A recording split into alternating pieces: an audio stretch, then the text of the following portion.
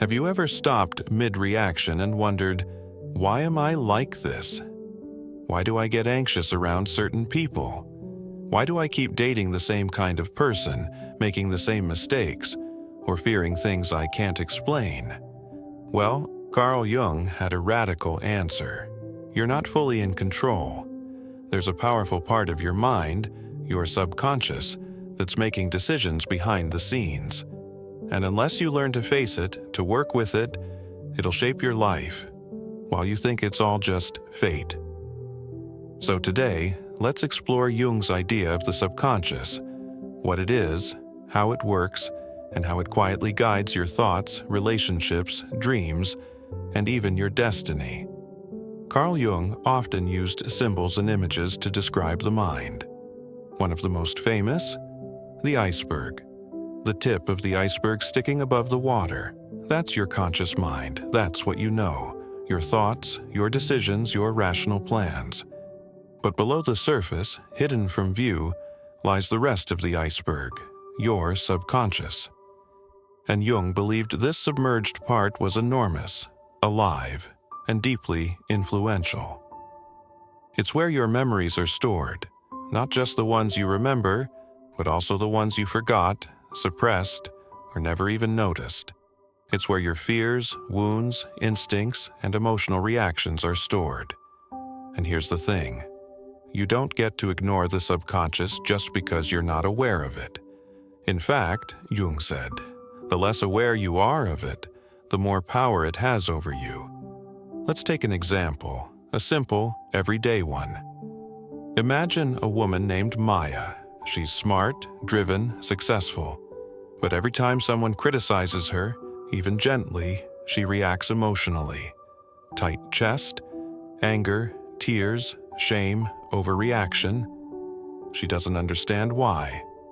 So she goes to therapy, and over time she remembers something long buried. As a child, her father used to belittle her for making mistakes.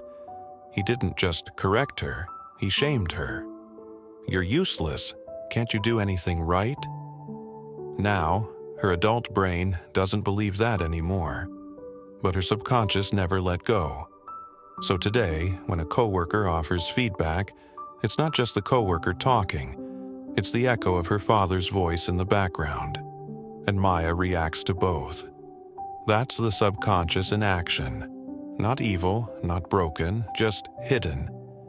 And Jung's work was about bringing that hidden stuff into the light. Now, Jung made an important distinction between two layers of the subconscious: the personal unconscious, the collective unconscious. The personal unconscious is unique to you.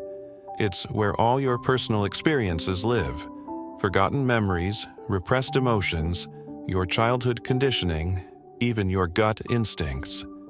It also includes complexes, clusters of thoughts and feelings organized around a theme. For example, someone might have a mother complex. They unconsciously repeat certain behaviors in relationships based on how they experienced their mother as a child. And here's the twist. You don't think your complexes. They think you. You act them out. You feel trapped by them. And until you become aware, you can't change the script. Jung also believed the subconscious communicates through symbols, especially in dreams. Now, unlike Freud, who saw dreams as mostly about repressed desires, Jung believed dreams were more balanced and wise. They weren't just dumping out emotions, they were trying to guide you. He called dreams the royal road to the unconscious. For Jung, if you dreamed of a snake, it didn't just mean fear or temptation. It could also symbolize transformation, healing, or life energy, depending on the dreamer's context. Dreams, he said, are like letters from your subconscious, written in a language of images, metaphors, and archetypes. The more you listen, the more fluent you become in the language of your own mind. But here's where things get even deeper. Jung believed that one of the most powerful parts of the subconscious is something he called the shadow. The shadow is made up of everything you reject in yourself. Your rage, your envy, your selfishness, even your hidden talents. Society tells you what's acceptable. Your family tells you who you should be. And everything else, you push it down. But that energy doesn't disappear. It becomes the shadow. And the more you avoid it, the more it controls you from below. Ever snapped at someone for no reason? Ever projected your own flaws onto someone else? That's shadow behavior. Jung said the path to wholeness, what he called individuation, requires that you face your shadow. Not to become dark, but to become whole. You don't become enlightened by being perfect. You become enlightened by becoming real. Jung didn't stop there. He believed that beneath the personal unconscious, there's a collective unconscious, a universal layer of the psyche that all humans share. This layer contains archetypes, universal patterns of behavior and meaning, like the hero, the mother, the trickster, the wise old man, the child.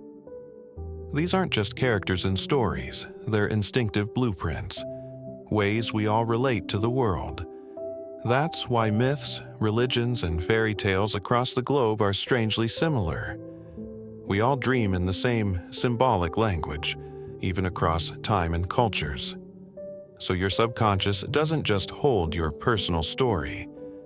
It holds the human story, written in symbols passed through generations. So what do we do with all this? Jung said, until you make the unconscious conscious, it will direct your life and you will call it fate. But when you notice your patterns, watch your dreams, and face your shadow, you start to regain your power. You stop being reactive, you stop repeating, you start choosing. That's the path of individuation. Becoming your true self by uniting all your parts. It's not about becoming perfect, it's about becoming whole, authentic, alive, and aware. And that, Jung believed, is the real goal of life. So next time you feel overwhelmed or confused by your own reactions, ask yourself, what part of me is trying to speak right now? Maybe it's not random. Maybe it's the subconscious, knocking gently, asking to be seen. And the more you listen, the more you begin to heal.